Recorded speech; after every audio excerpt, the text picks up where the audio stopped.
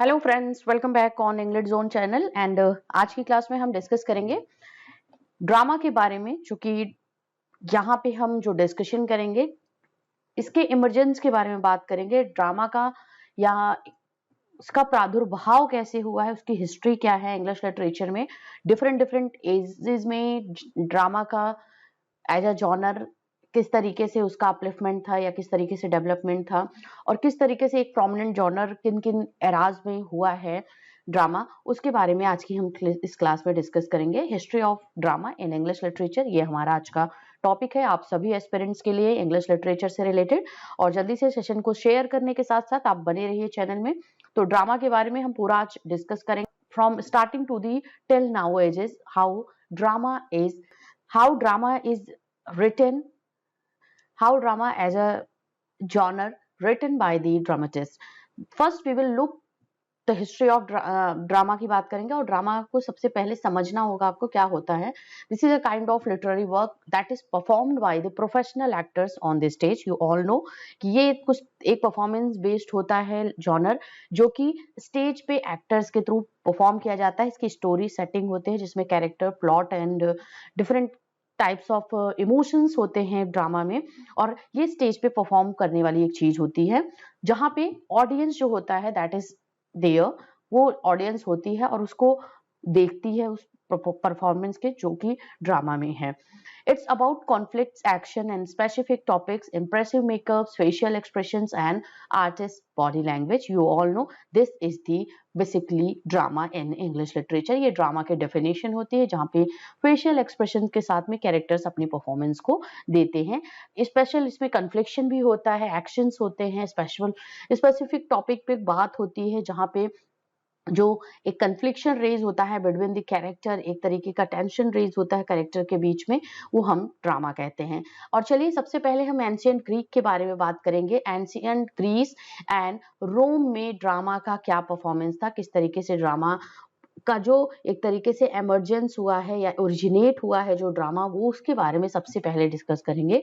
तो western drama originated in ancient Greece, ये जानना जरूरी है आप सभी एस्पिरेंट्स के लिए कि जो वेस्टर्न ड्रामा है वो एंशिएंट ग्रीस में ये ओरिजिनेट हुआ है। Where Greek playwrights were known for writing tragedies, comedies, satirical plays to complete in festival arrangements in honor of god Dionysus. God Dionysus को ऑनर करने के लिए उनके फेस्टिवल अरेंजमेंट्स जो होते हैं उसके वे में इस ड्रामा को कंप्लीट किया जाता था, लिखा जाता था। और बेसिकली जो ड्रामास का जॉनर होता था, किस टाइप के कैटेगरीज जो ड्रामा की लिखी जाती थी, वो tragedies, comedies and satirical place. आज नहीं, आज से बहुत टाइम पहले एंशिएंट ग्रीस में इसका ओरिजिनेशन हुआ है, ये इसकी उत्पत्ति हुई है, और ये वहां से स्टार्ट हुआ है जब ये अपने फुल जो कैटेगरीज हुआ करती थी तीनों पार्ट्स में, जैसे आप बात करो यहाँ पे tragedy, comedies and satirical place में लिखे जाते थे ईश्वर को एक तरीके से ऑनर करने के लिए, ईश्वरीय, क्योंकि पहले रिलीजियस प्लेस लिखे जाते थे। ठीक है, आप अभी मिडिल एजेस में भी देखोगे रिलीजियस प्लेस का जो टाइम था, रिलीजियस सब्जेक्ट मैटर पे जो लिटरेचर था वो लिखा जाता था, तो उसी ट्रेंड को तरीके से यहाँ पे फॉलो किया हुआ है इन प्ले राइट्स ने।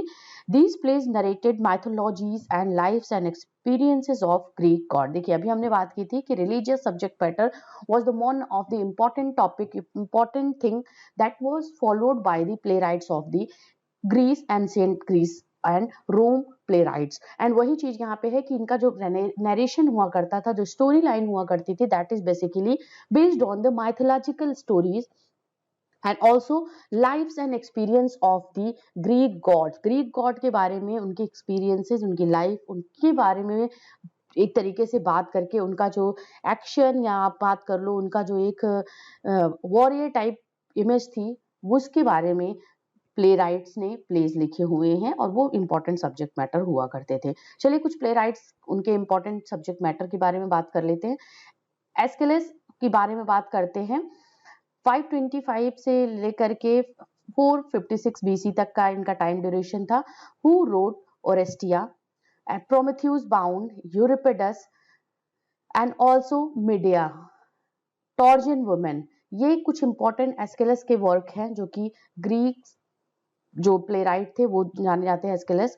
इसके साथ ही साथ सोफोक्लीस की बात करते हैं, best known for his Oedipus racks, Oedipus complex पे ये इन्होंने अपना प्ले लिखा हुआ है जो ओडिपस रेक्स के नेम से जाना जाता है। एंड साथ ही साथ इलेक्ट्रा, ये कब की बात है, 496 बीसी 4525 बीसी की बात है जब ये प्लेस लिखे गए हैं। और ये बेसिकली जो थे ये ट्रेजिक प्लेस लिखे जाते थे। यहाँ पे Sophocles and Aeschylus were the two most important playwrights we have from the ancient Greece. Next अब हम बात करेंगे, अब यहाँ पे जो ट्रेंड था ये कहाँ धीरे धीरे गया, वो रोम के पास पहुंचा। मतलब रोम कंट्री में जब प्लेराइट लिखना, ये जो ओरिजिनेशन था ग्रीस से लेकर के इसका जो टर्न हुआ वो रोम की तरफ गया 240 बीसी के अराउंड में, following the expansion of the Roman empire into Greek territories. जब रोमन एम्पायर ग्रीक टेरिटरीज में, क्योंकि ग्रीक में इसका ये ओरिजिनेट हुआ है ड्रामा, और सोफोक्लीस एंड साथ ही साथ एस्किलस ने वर्क लिखा हुआ है इस तरीके के। यूरिपिडस जो थे वो भी एक इम्पॉर्टेंट प्लेराइट थे इसमें। एस्किलस, यूरिपिडस एंड सोफोक्लीस, ये तीन इम्पॉर्टेंट प्लेराइट है जो ग्रीस से बिलोंग करते हैं, एंशिएंट ग्रीस से। उसके बाद रोमन की तरफ जब शिफ्ट हुआ, कब शिफ्ट हुआ, जब रोमन एम्पायर ने टेरिटरीज को एक तरीके से उनका एक्सपेंशन हुआ, रोमन एम्पायर का ग्रीक टेरिटरीज में एक्सपेंशन हुआ। उस टाइम पे जो प्लेराइट हुए उन्होंने क्या मॉडिफिकेशन किया ग्रीक ड्रामा को, bye eliminating the coarse and replacing it with musical accompaniment that ran alongside dialogues। तो कोरस को एलिमिनेट किया क्योंकि कोरस का यूज होता था, यूरिपिडस, एस्किलस एंड सोफोक्लीस ने यूज करा हुआ अपने ग्रीक ड्रामा में। बट वहां पे रोमन ने जो एक इसमें बात की, मॉडिफिकेशन किया ग्रीक ड्रामा को, वो था कि उन्होंने कोरस को एलिमिनेट किया है अपने प्रे से। कोरस होता है जो ग्रुप ऑफ सिंगर्स होते हैं जो स्टोरी को नरेट करते हैं, और क्या किया उसे, musical accompaniment that run alongside dialogues. Dialogues के साथ में म्यूजिकल एक टच दिया, म्यूजिकल जो नोट्स थे, एलिमेंट्स थे, उसको यूज किया है अपने ड्रामा में in place of coarse.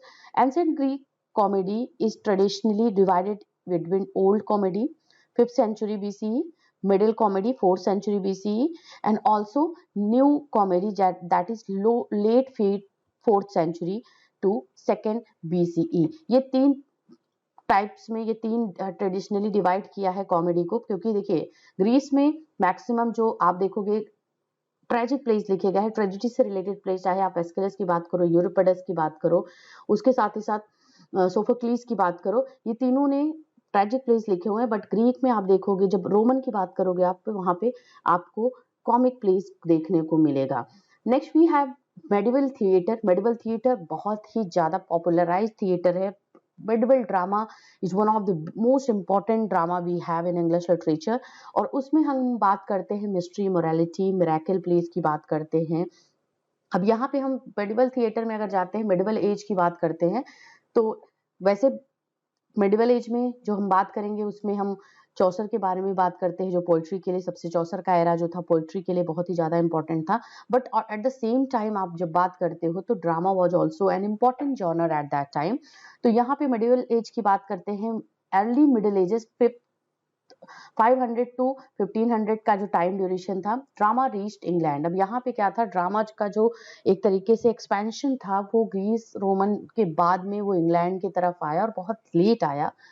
Where clergy produced mystery plays, क्योंकि अभी भी रिलीजियस ड्रामा, रिलीजन जो था that was the most important topic, followed by any type of literary figure.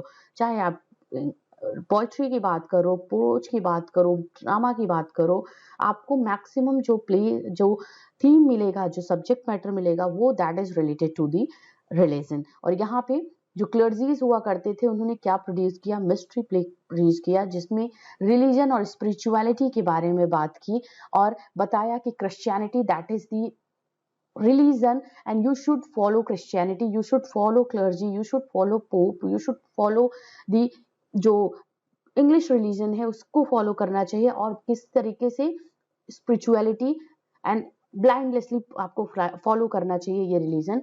These were among the earliest formally develop place in the medieval Europe, जो कि religious subject matter पे, spirituality पे based on चीजों को या place को लिखा करते थे।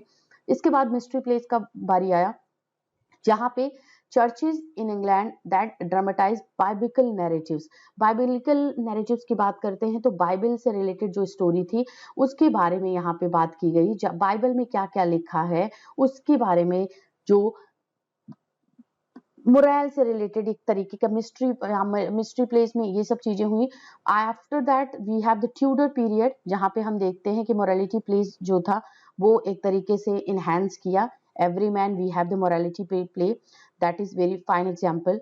एंड आफ्टर दैट यहाँ पे 1510 and John Bunyan's Pilgrim's Progress, this is also one of the morality play we have during the time of Tudor period from 1485 to 1603, this was the time duration. And after that morality play and allegorical drama जो कि यहाँ पे है popular हुआ during the 15th to 16th century. Morality play में moral subject matter पे किसी भी वाइसेस एंड वर्चूज को जो हुआ करती थी उनको पर्सोनिफाई करते हुए प्ले को लिखा गया है। कैरेक्टर्स वो हुआ करते थे जो कि एक तरीके से पर्सोनिफाई किए जाते थे वाइसेस, जैसे सिन है, ग्लोटनी है एंड एक जो चेस्टिटी है, इन सब को जो ये वर्चूज थे, वाइसेस थे, इनको पर्सोनिफाई करते हुए एज ए कैरेक्टर रिप्रेजेंट करा जाता था। इनको एक तरीके से प्लेज में, मोरालिटी प्लेज में इनको दिखाया जाता था। और बेसिकली एलिगोरिकल ड्रामा जो थे वो बहुत ज्यादा पॉपुलर थे during the time of the 15th and 16th century. इसके बारे में हम आगे बात करेंगे। देखिए miracle, mystery and morality play, ये तीन तरीके के प्लेज इस टाइम पे लिखे जाते थे। मिरेकल प्लेज वो हुआ करते थे जो कोई सेंट्स लोग थे वो अपनी उनके जो मिरेकल्स हुआ करते थे उनके लाइफ टाइम में, वो उसके पे बेस्ड ऑन जो टॉपिक्स लिखे जाते थे, सब्जेक्ट को ध्यान में रखते हुए जो प्लेस लिखे जाते थे उनको हम मिरेकल प्लेस बोलते थे। मिस्ट्री प्लेस के बारे में बात ही कर ली हमने।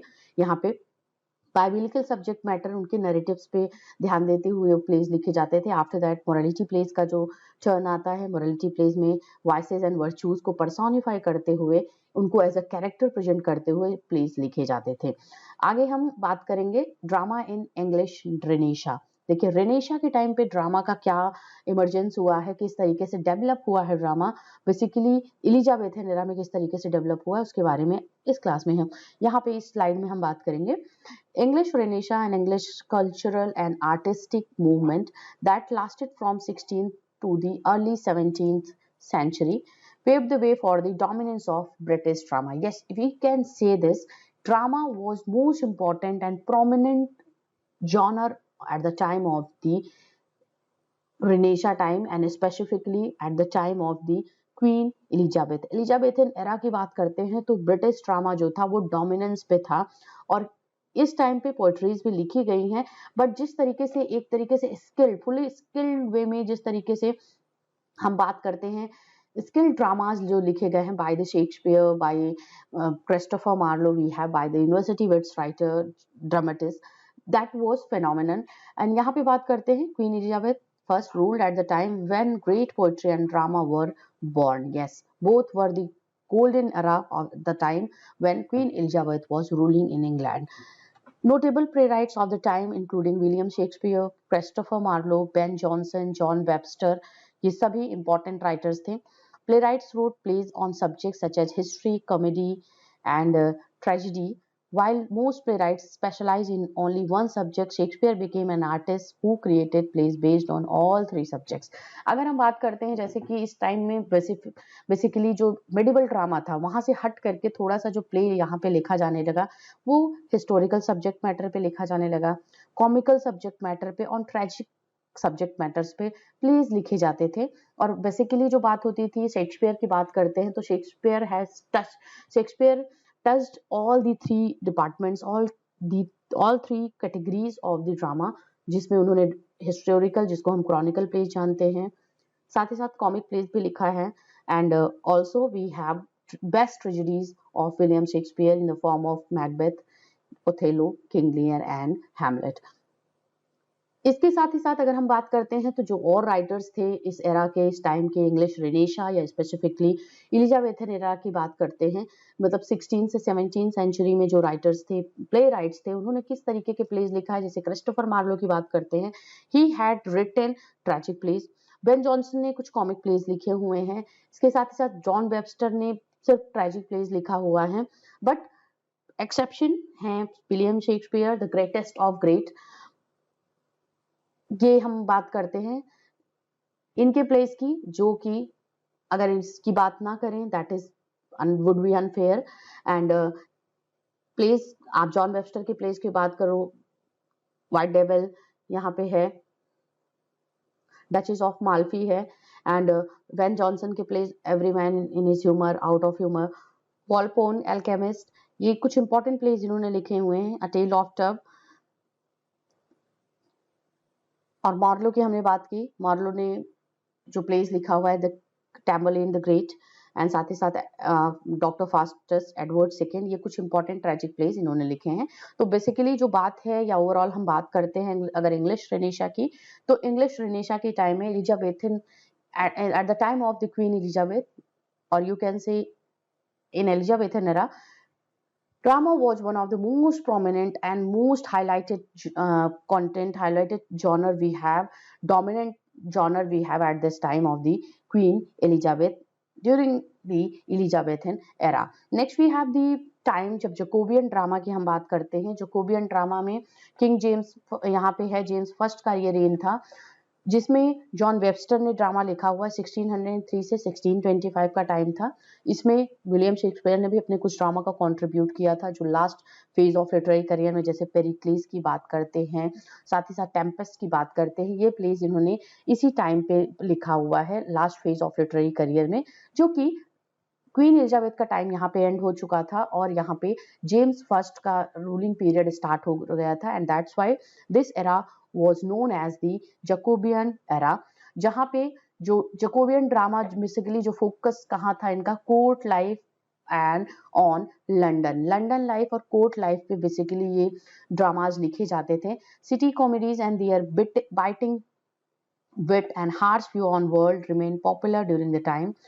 अदर कॉमन अगर टाइप ऑफ ड्रामा की बात करते हैं, सटारिकल ट्रेजेडी और साथ ही साथ इमोरल फॉरेन कोर्ट मैनर से बेसिकली जो ड्रामास लिखे गए हैं वो जकोबियन ड्रामा में लिखे गए हैं।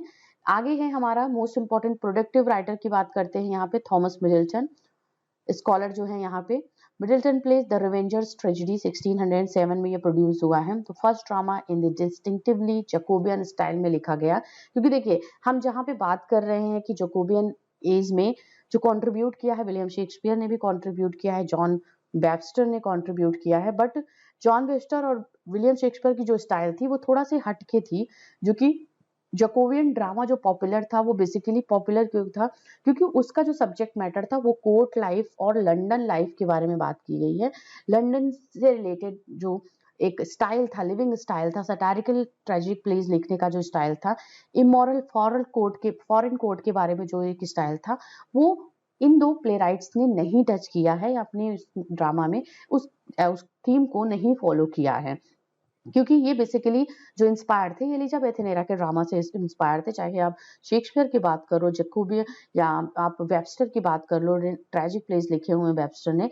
बट अगर बेसिकली हम बात करते हैं जकोबियन एरा के ड्रामा की, जकोबियन ड्रामा की, तो उसमें थॉमस मिडल्टन ने जो प्ले लिखा हुआ है that is basically on the Jacobian style which follows the court and life and courtly manners of the London life, the Revengers tragedy, and इसके this use of dark comedies commonly feature of Jacobean tragedy. Dark comedy was the most important feature of the Jacobean dramas.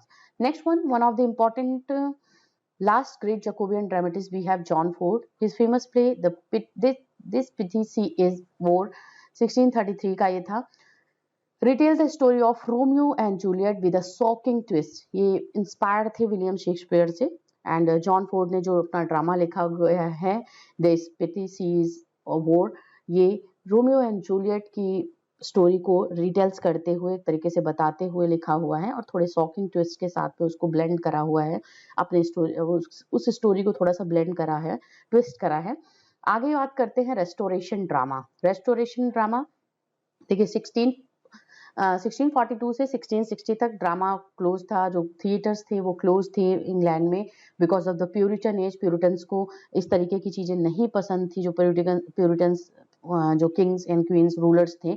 But after that restoration age हुआ 1660 में, king Charles second का ruling period आया, उन्होंने restore किया, और उस time पे John Dryden ने प्ले लिखा that is all for love. Important drama है इनका 1677 का, औरंगजेब 1675 का। इसके साथ ही साथ Thomas Otway, Venice Preserve and one of the most popular play at the time. Sexual frankness was the highlight of the comedy during the recovery period. और specifically restoration drama की बात करोगे आप तो फ्रेंच जो ड्रामा था उससे ज़्यादा, फ्रेंच कल्चर से ज़्यादा इन्फ्लुएंस था। Basically king Charles second France से लौट करके आए थे, तो उस चीज़ को एक तरीके से आसपास अपने वो देखना चाहते थे, अपनी स्टाइल में, लाइफ स्टाइल में उसको फ्रेंच स्टाइल को बहुत ज़्यादा उन्होंने ब्लेंड करा हुआ था, बहुत ज़्यादा उन्होंने एक तरीके से ऑब्सेस थे उससे। तो ये सेक्सुअल फ्रैंकनेस की जो हम बात करते हैं वो यहाँ पे कॉमेडी के थ्रू इस पीरियड में दिखाया गया है, इस टाइम में इसके प्लेज में दिखाया गया है। The aristocratic spirit of Prince Charles II and his court promoted such plays that began in 1660 and continued until 1685. 1660 से 1685 का जो टाइम ड्यूरेशन था ये रेस्टोरेशन किंग चार्ल्स सेकंड का टाइम था। और किंग चार्ल्स ने इस तरीके की जो एरिस्टोक्रेटिक स्पिरिट, जो हायर क्लास का एरिस्टोक्रेटिक मैनर्स को, उनकी स्टाइल को, स्पिरिट को अपने ड्रामाज में ब्लेंड करा हुआ है जिन भी प्ले राइट्स ने। तो प्रिंस चार्ल्स सेकंड उसको प्रमोट करा है उन्होंने, और वो एक लिटरेचर लवर थे, एक आर्ट लवर थे, you can say that, because बहुत ज़्यादा इन्फ्लुएंस होना फ्रेंच आर्ट से, फ्रेंच जो कल्चर था उससे बहुत ज़्यादा इन्फ्लुएंस होकर के आए थे। और इसी वजह से इंग्लिश लिटरेचर में या इंग्लिश आर्ट को भी वो उसी तरीके से देखना चाहते थे, और कहीं ना कहीं उन्होंने अपने टाइम ड्यूरेशन में वो चीज़ें फॉलो की जो उन्होंने फ्रेंच में किया था या जो उन्होंने फ्रेंच से सीखा था। आगे हम बात करेंगे रेस्टोरेशन ड्रामा के बारे में। बाद हम यहाँ पे विक्टोरियन एरा की बात करते हैं। देखिए रेस्टोरेशन एज में हमें थोड़ा सा 18th सेंचुरी का जो ड्रामा था वो दिख गया। आगे हम हमारा जो रोमांटिक एज था उसमें poetry was the most dominance genre at that time. Poetry के अलावा किसी और चीज़ के बारे में बहुत ही कम बात हुई है, या बिल्कुल माइनर, उसको हम एक तरीके से स्किप ही कर सकते हैं, क्योंकि उस टाइम पे बहुत इंपॉर्टेंट प्लेस कुछ ऐसा नहीं लिखा गया है। बेसिकली वो पोइट्री जो थे, वो पोएट्स बहुत ज़्यादा पॉपुलर थे एट दैट टाइम, जो रोमांटिक पोएट्स थे। बट ड्रामा की बात करते हैं तो विक्टोरियन एरा में हमें कुछ ड्रामा देखने को मिलता है। 1837 से 1901 का टाइम ड्यूरेशन था। ऑस्कर वाइल्ड की बात करेंगे, one of the most prominent playwright of the Victorian era. Wilde's easy wit ensured an immediate success for brilliant series of dramas he wrote in the early 90s. Early 90s में जो drama इन्होंने लिखा है, basically Oscar Wilde जो थे वो यहाँ पे पोएट भी थे, बट ड्रामा को भी इन्होंने कंट्रीब्यूट किया है।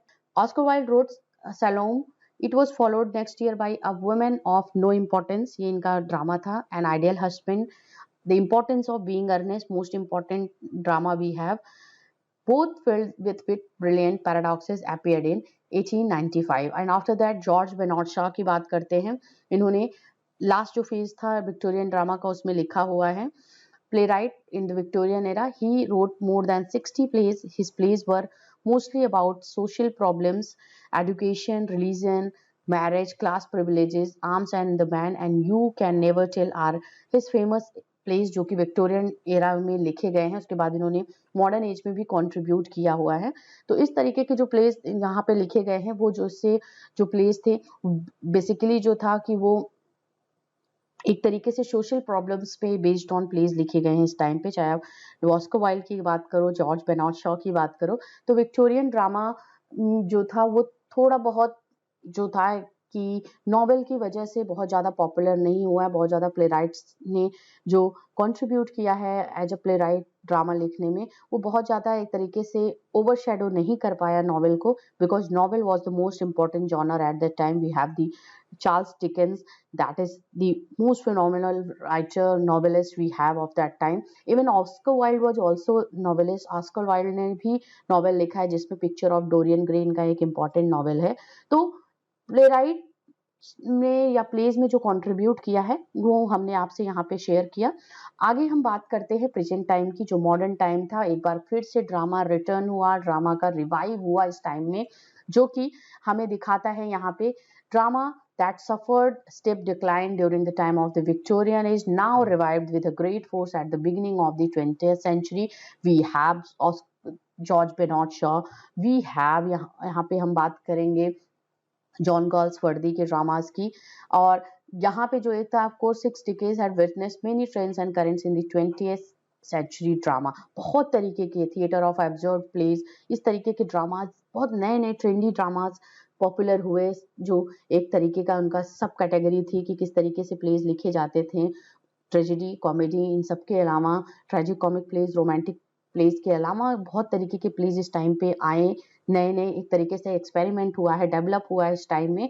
और drama was the most important prominent category we have at this time, जहाँ पे राइटर्स या आप लिटरेरी फिगर्स को देखोगे उन्होंने कंट्रीब्यूट किया है, बट वो एक ट्रेडिशनल ड्रामा से हट करके नए ट्रेंड के साथ में ड्रामा लिखा है, जिसमें हम बात करते हैं first and the earliest phase of modernism in English drama is marked by the plays of the GB Shaw, George Bernard Shaw, Galsworthy के प्ले सिल्वर बॉक्स।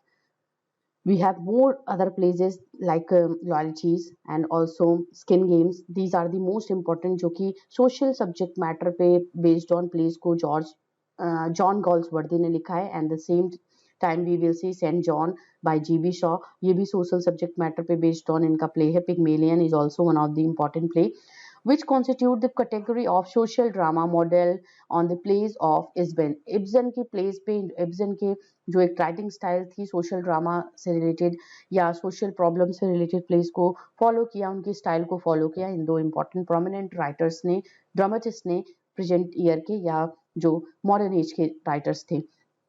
आगे बात करते हैं जो सेकेंड फेज था इस तरीके के ड्रामा का इंग्लिश ड्रामा में, वो किस तरीके के plays Irish movement contributed by some elites like Yeats. Yeats ने पोइट्री भी लिखी है एंड साथ ही साथ ड्रामा भी लिखा हुआ है, तो आयरिश मूवमेंट से एक तरीके से इन्फ्लुएंस था यहाँ का ड्रामा, जो second phase of modernism drama है। In this phase the drama contain the spirit of nationalism, nationalism के बारे में बात हुई। Irish movement was one of the important aspect जिसकी वजह से नेशनलिज्म के बारे में इस टाइम के ड्रामा में जो सब्जेक्ट मैटर था, जो इनकी स्टोरी लाइन थी, वो बेसिकली नेशनलिज्म पे बेस्ड ऑन थी। आफ्टर दैट थर्ड फेज की अगर हम बात करते हैं मॉडर्न एज में, that is the modernism drama comprises plays of TS. Eliot, जिसमें हम म्यूजिकल प्लेज या पोइटिक प्लेज की बात करते हैं। Christopher Fry, this phase saw the composition of poetic dramas inspired by the earlier Elizabethan and Jacobean tradition. Jacobean tradition और Elizabethan era में poetic pledge लिखे जाते थे, म्यूजिकल टच दिया जाता था by the writers. And theatre of absurd को भी हम बिल्कुल नहीं भूल सकते हैं यहाँ पे, जो कि एक इम्पॉर्टेंट ड्रामा का जो ट्रेंड था इस पे, waiting for Godot and Samuel Beckett का इम्पॉर्टेंट वर्क है ये, इसी टाइम ड्यूरेशन पे लिखा गया है।